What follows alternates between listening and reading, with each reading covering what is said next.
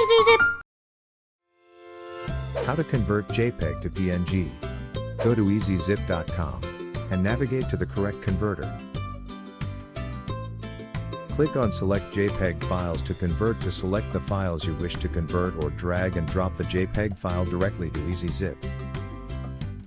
It will list out the JPEG files you selected. You can adjust the max size and resolution by clicking on the value and selecting a new value from the dropdown.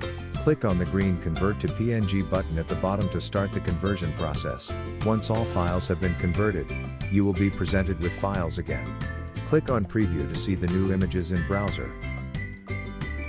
If you are happy with it, then click on Save to save the converted files to your computer.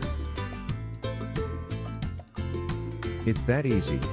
I hope that helps. Please click the logo and subscribe. It would mean a lot to us.